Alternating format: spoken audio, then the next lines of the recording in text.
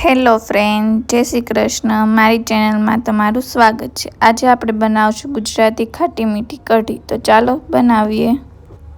આપણે અહીંયા એક બાઉલમાં અડધા લીટર જેટલી છાશ લઈ લીધી છે. તમારે જો દહીંમાંથી કઢી બનાવવી હોય તો તમે દહીં લઈને એમાં પાણી નાખીને સારી રીતે મિક્સ કરી શકો છો. આપણે અહીંયા છાશમાંથી બનાવવાના છીએ. હવે આપણે છાશમાં 2 ચમચી જેટલો ચણાનો લોટ નાખી દઈશું. તમારે જે પ્રમાણે કઢી જાડી પતલી કરવી એ પ્રમાણે તમારે ચણાનો લોટ નાખવો. હવે આપણે આને સારી રીતે મિક્સ કરી નાખશું. તમે હાથેથી અથવા ઝેવણીની મદદથી તમારે મિક્સ કરી નાખવાનું. તમે હાથેથી આ રીતે ચણાના લોટને કરી નાખશો એટલે આપણી છાશમાં ચણાનો લોટ સારી રીતે મિક્સ થઈ જશે. જોઈ શકો છો આપણે સારી રીતે મિક્સ કરી નાખ્યું છે. હવે આપણે લસણ અને મરચીની પેસ્ટ નાખી દઈશું. તો હું અહીંયા 3 ચમચી નાખું છું. તમારે જેટલું તીખું પસંદ હોય એ પ્રમાણે તમારે નાખવાની. પછી આપણે આમાં લાલ મરચું નાખવાનું નથી એટલે એ પ્રમાણે તમારે નાખી દેવાની. હવે સારી રીતે આપણે મિક્સ કરી નાખશું. જોઈ શકો છો આપણે પતલીની બહુ જાડીની મીડિયમ કરવાની છે એટલે આ રીતે આપણે બેટર રેડી કરી નાખ્યું છે.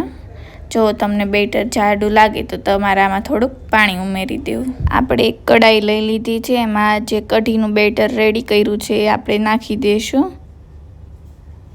જ્યારે તમે બેટર નાખો ત્યારે ગેસની ફ્લેમ લો જ રાખવાની છે અને પછી આપણે આમાં થોડું પાણી નાખીને મિક્સ કરી લઈશું.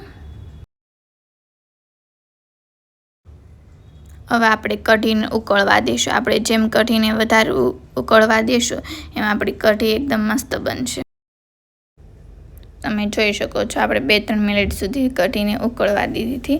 હવે આપણે આમાં નાખી દઈશું મસાલા. તો 2 ચમચી મીઠું નાખીશ. અડધી ચમચી જેટલી હળદર નાખી દઈશું. આપણે વધારે હળદર નથી નાખવાની. જો તમારે સફેદ કઢી કરવી હોય તો તમે હળદરને સ્કીપ કરી શકો છો. હવે આપણે આ બધી વસ્તુને સારી રીતે મિક્સ કરી નાખશું. 2 મિનિટ માટે આપણે આને હલાવશું. આપણે કઢી ઉકળવા મૂકીએ ત્યારે આપણે હલાવતા રહીશું તો આપણી કઢી ફાટશે નહીં.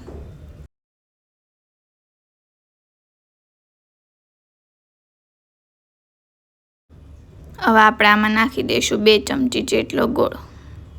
તમને જેટલું ગળ્યું પસંદ હોય એ પ્રમાણે તમારે ગોળ નાખવું. તમને વધારે ખાટી પસંદ હોય કઢી તો તમારે ગોળનું પ્રમાણ ઓછું રાખવું. હવે આપણે કઢીને 5 થી 6 મિનિટ માટે ઉકળવા દઈશું. આ રીતે આપણે ધીરે ધીરે હલાવતા રહીશું.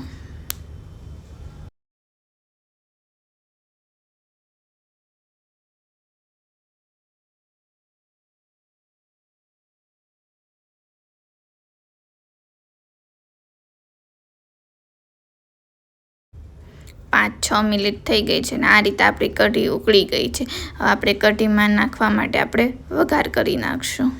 આપણે અહીંયા 3 ચમચી જેટલું તેલ લઈ લીધું છે અને આપણે ગરમ કરવા મૂકી દીધું છે. તમને ઘીનો વઘાર પસંદ હોય તો તમે ઘીનો વઘાર પણ કરી શકો છો.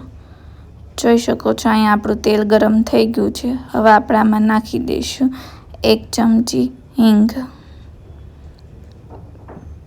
પછી 2 ચમચી રાઈ નાખી દઈશું અને 1 ચમચી જીરું નાખી દઈશું.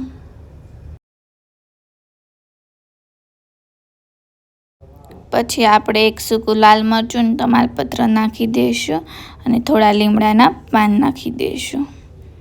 જોઈ શકો છો આપણો વઘાર થઈ ગયો છે. હવે આપણે ગેસની ફ્લેમ બંધ કરી દઈશું અને હવે આપણે કઢીમાં નાખી દઈશું અને સારી રીતે હલાવી નાખશું. જોઈ શકો છો આપણી કઢી એકદમ મસ્ત દેખાય છે. તમારે વઘાર પહેલાં કરવો હોય તો તમે એ પણ કરી શકો છો. પછી કરશો તો ટેસ્ટ બહુ મસ્ત આવશે. હવે આપણે આને 2 મિનિટ માટે ઉકળવા દઈશું.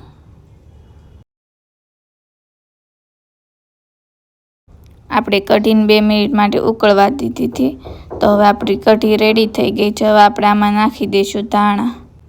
હવે આપણે સારી રીતે મિક્સ કરી નાખશું. આપણી ગુજરાતી ખાટી મીઠી કઢી રેડી થઈ ગઈ છે. તમે જોઈ શકો છો. જો ફ્રેન્ડ્સ મારો વિડીયો ગમ્યો હોય તો લાઈક કરજો, નવા વિડીયો જોવા માટે સબસ્ક્રાઈબ કરજો. Thank you.